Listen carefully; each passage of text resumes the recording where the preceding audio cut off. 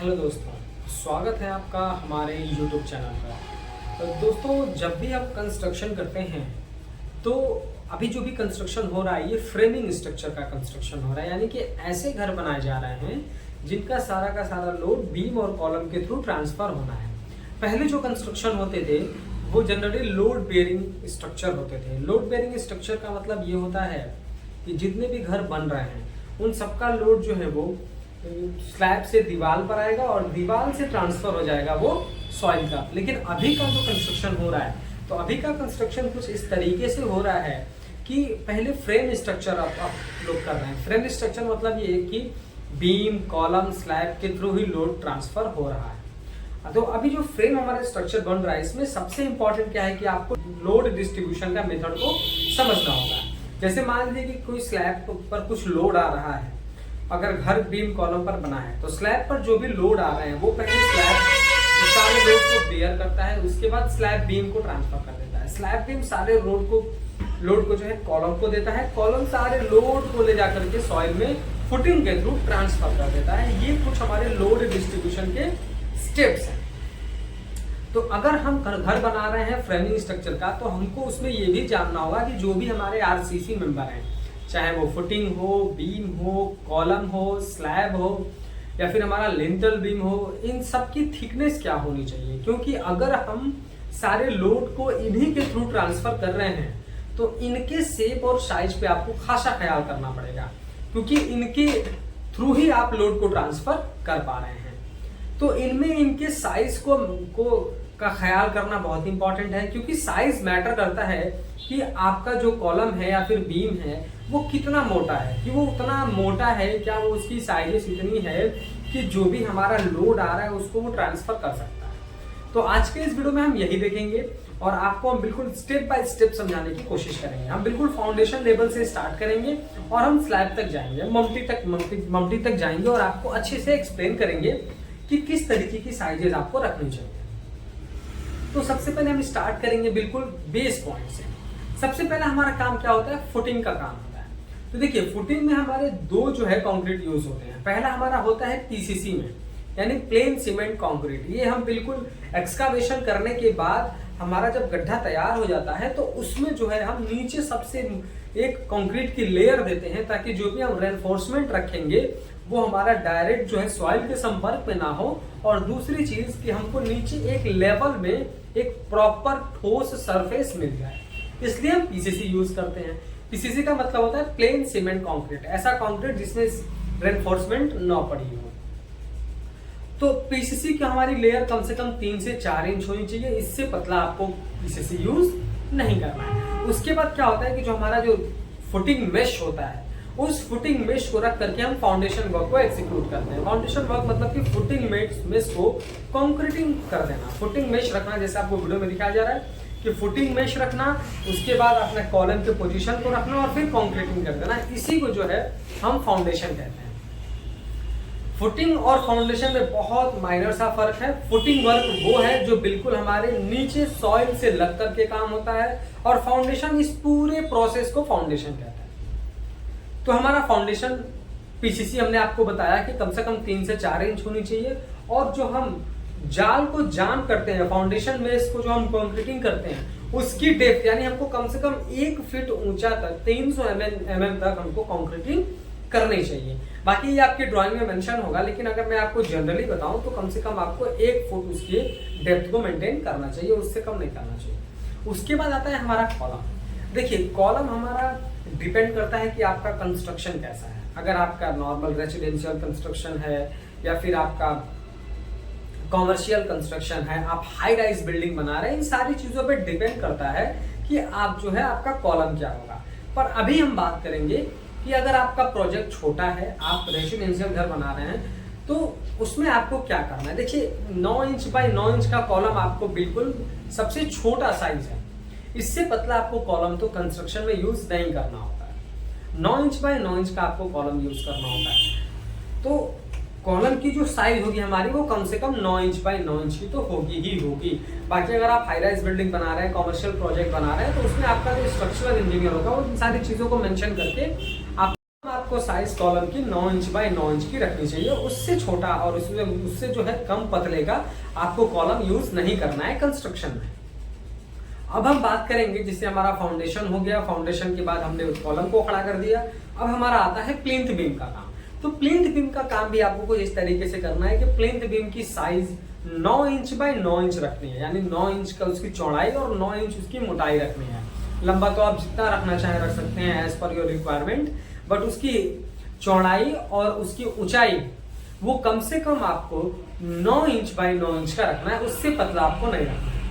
अब हम बात करेंगे डीपीसी के बारे में। देखिए डीपीसी भी हमारा एक ऐसा कंक्रीट है जिसमें हम रेनफोर्समेंट यूज नहीं करते हैं। जैसे मैंने आपको पीसीसी का बताया, प्लेन सीमेंट कंक्रीट, वैसे हमारा डीपीसी है डैम प्रूफ कोर्स, इसका फुल नेम है डीपीसी। जैसे नाम से ही आपको समझ में आ रहा होगा कि डीपीसी का यूज हम करते हैं कंस्ट्रक्शन में कि नीचे से हमारा जो मॉइस्चर है हमारे दीवार में ना आए। जैसा आपको वीडियो में दिखाया जा रहा है, कुछ इस तरीके का मॉइस्चर लग जाता है आपके घर में। जनरली आप नीचे से प्लिंथ लेवल से आप 4 फीट 5 फीट की हाइट तक ही देख पाते होंगे कि इस तरीके की प्रॉब्लम देखने को मिलती है कि आपके घर के पेंट पुट्टी और प्लास्टर उखड़ने लगता है। ये होता क्यों है? ये होता इसलिए है क्योंकि नीचे से मॉइस्चर आ रहा होता है। क्या है कि हमारा जो ब्रिक है वो कैपिलरी एक्शन के थ्रू नीचे से जो हमारा मॉइस्चर होता है उसको ऊपर की तरफ ट्रांसफर करता है। वो 4 फीट 5 फीट की हाइट तक कर पाता है, इसलिए वहां पर आपको ज्यादातर मॉइस्चर देखने को मिलता है और आपका जो प्लास्टर है, पेंट वर्क है, पुट्टी वर्क है, वो डिस्टर्ब होने लगता है, कुछ इस तरीके से दिखने लगता है। तो इन सारी चीजों से बचने के लिए आपको करना ये होता है कि आपको डीपीसी देना होता है, जैसे आपको इमेज के माध्यम से समझा जा रहा है। डीपीसी यानी डैम प्रूफ कोर्स, इसकी मोटाई कम से कम 2 इंच रखनी चाहिए आपको। और आप इसमें कंक्रीट कैसा यूज करेंगे, क्या प्रिकॉशन है, क्या केमिकल डालना है आपको, इन सब का जो है मैंने एक सेपरेट वीडियो बनाया, उस वीडियो का लिंक मैं डिस्क्रिप्शन में दे रहा हूँ, आप उस वीडियो को जाकर के वहां से देख सकते हैं। तो अभी हम बात करेंगे सिर्फ थिकनेस ऑफ डीपीसी के बारे में। तो थिकनेस ऑफ डीपीसी का मतलब ये हुआ कि आपको कम से कम डीपीसी की थिकनेस जो है, जो प्लिंथ बीम के बाद 1-2 फीट ब्रिक वर्क करने के बाद कराई जाती है। जनरली मैं 1 फीट अपने क्लाइंट को सजेस्ट करता हूँ। 1 फीट में क्यों सजेस्ट करता हूँ? देखिए जैसे कि हमारा जो प्लिंथ बीम है ना, प्लिंथ बीम के बाद आप 1 फीट का ब्रिक वर्क करिए, उसके बाद जो है आप डीपीसी की कास्टिंग करिए। क्योंकि जो 1 फीट का मैं डिस्टेंस छोड़ रहा हूँ, अगर आपको पाइप लेके जानी है, पानी की पाइपें लेके जानी है जो हमारी पीवीसी पाइपें पड़ती हैं, फिर उसके लिए आपको प्लिंथ बीम नहीं तोड़ना पड़ेगा, आप नीचे का ब्रिक वर्क तोड़ के ले जा सकते हैं। इसलिए मैं अपने साइट पर अपने क्लाइंट को सजेस्ट करता हूं कि आप कम से कम 1 फीट का जो है ब्रिक वर्क करें, उसके बाद डीपीसी डालें। तो अब हम बात करेंगे अपने टॉपिक पे, डीपीसी कम से कम 2 इंच होना चाहिए, इससे पतला तो डीपीसी नहीं होना। अब हम बात करेंगे लिंटल बीम के बारे में। देखिए लिंटल बीम आपको कहां देखने को मिलता है? बहुत सारे कंस्ट्रक्शन में आपको लिंटल बीम देखने को नहीं मिलेगा, क्योंकि कभी भी आप देखते हैं आपके घर पे अगर डोर विंडो के फ्रेम के ऊपर कुछ इस तरीके से आपको क्रैक देखने को मिल रहा है, तो आप ये बात मानकर चलिए कि आपने वहां पर लिंटल बीम नहीं दिया है। लिंटल बीम क्या होता है? डोर विंडो के फ्रेम के ऊपर अगर आप डायरेक्ट ब्रिक वर्क कर देंगे तो अभी आपका डोर विंडो जो है वो एक प्रॉपर स्ट्रेंथ में होता है, तो वो उस समय लोड को बियर कर पाता है। पर कुछ समय के बाद जो आपने ब्रिक वर्क किया उसका जो सेल्फ डेड लोड है वो आपके डोर विंडो के फ्रेम पर आता है, फिर ब्रिक वर्क में क्रैक्स आते हैं क्योंकि आपका डोर विंडो बैठ जाता है। इसके लिए आपको इस तरीके से क्रैक्स देखने को मिलता है। तो इसी चीज को काउंटर करने के लिए, इस चीज से बचने के लिए लिंटल बीम को लाया गया। लिंटल बीम आप देख सकते हैं किस तरीके से आपको दिखाया जा रहा है, कुछ इस तरीके से लिंटल बीम दिया जाता है। लिंटल बीम की जो आपको थिकनेस रखनी है वो कम से कम 5 इंच रखनी है, क्योंकि आप उसमें 3 इंच बाय 7 इंच का जो रिंग आता है, स्टीरअप आता है, उसको आप यूज करेंगे और उसकी कास्टिंग करेंगे। आप 1-1 फीट का 1-1 इंच का कवर ले लेंगे ऊपर और नीचे। 3 इंच का आपने रिंग यूज किया, 1 इंच ऊपर 1 इंच नीचे आपने कंक्रीटिंग के लिए मार्जिन रखा, तो 5 इंच की आपकी जो इसकी मोटाई होगी वो होगी। तो लिंटल बीम कम से कम 5 इंच का होना चाहिए, उससे पतला तो नहीं होना चाहिए। अब हम बात करेंगे स्लैब बीम के बारे में। स्लैब बीम क्या होता है? देखिए स्लैब के जस्ट नीचे बॉटम में जो आपको बीम दिखाई देती है, जो सारे के सारे कॉलम से अटैच होती है, उसी को हम स्लैब बीम बोलते हैं। स्लैब बीम का क्या है कि स्लैब को नीचे से हॉरिजॉन्टली सपोर्ट करना, क्योंकि जब ऊपर से लोड आएगा तो हमारा स्लैब जो है वो ऐसे बैंड ना हो, ऐसे बैंड ना हो, इसलिए हमको नीचे स्लैब बीम देना होता है। बहुत सारे साइडों पर मैंने देखा है कि स्लैब बीम जो है लोग 5 इंच का दे देते हैं, जो कि मेरे देखने में वो बिल्कुल भी गलत तरीका है। किसी भी कोड में, किसी भी IS कोड में या किसी भी जो है बुक्स में इस तरीके का सजेशन नहीं है। कम से कम स्लैब बीम 9 इंच की होनी चाहिए, इससे पतला तो नहीं होना चाहिए। नहीं तो फिर अगर आपके घर में क्रैक्स आते हैं या फिर आपका स्लैब इस तरीके से न होकर के थोड़ा झुका होता है, तो इसके जिम्मेदार आप हैं, क्योंकि आपने वहां स्लैब बीम के साथ कॉम्प्रोमाइज किया है।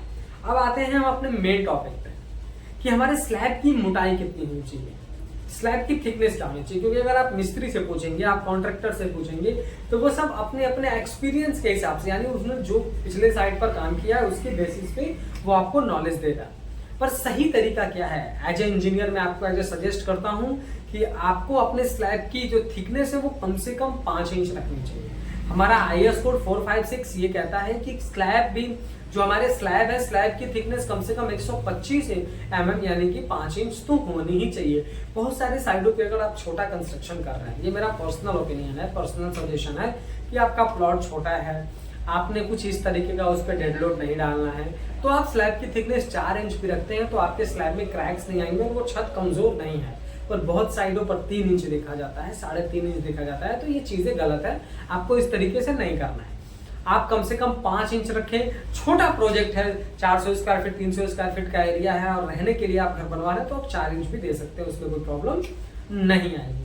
अब बात करते हैं मम्टी का। मम्टी क्या होता है, देखिए सबसे हमारे घर का सबसे ऊपरी वो छोटा सा स्लैब जिससे हम अपने स्टेयर केस को ढकते हैं, अपने सीढ़ी को ढकते हैं, उसके मम्टी कहते हैं। मम्टी का यूज हम क्यों करते हैं, अपनी पानी की टंकी वगैरह रखने के लिए। तो वहां पर आपको बहुत ज्यादा थिकनेस देने की जरूरत नहीं है, आप 4 इंच भी रखते हैं तो आपका काम बहुत ही इजीली हो जाएगा। तो आज का हमारा वीडियो ये था कि हम जो भी हमारे कंस्ट्रक्शन में RCC मेंबर हैं हम उनके थिकनेस को बताएं। तो मैंने पूरी कोशिश करी आपको अच्छे से एक्सप्लेन करने की। फिर भी अगर आपको कुछ शिकायत रह गई हो, कुछ चीजें समझ में ना आई हो, तो आप हमें कमेंट करें, हम कमेंट को जरूर रीड करते हैं। और मेरी कोशिश रहती है कि जो भी मैक्सिमम कमेंट आ रहे हैं जिस टॉपिक पे, उस टॉपिक को वीडियो के थ्रू आपको दिखाया जाए। वीडियो पसंद आया तो प्लीज वीडियो को लाइक कर दें, और अगर चैनल पर नए हैं, कंस्ट्रक्शन से रिलेटेड ऐसे ही इंफॉर्मेटिव वीडियोस इन फ्यूचर देखना चाहते हैं, तो प्लीज चैनल को सब्सक्राइब करके बेल नोटिफिकेशन को ऑल पर प्रेस कर दें। Thank you.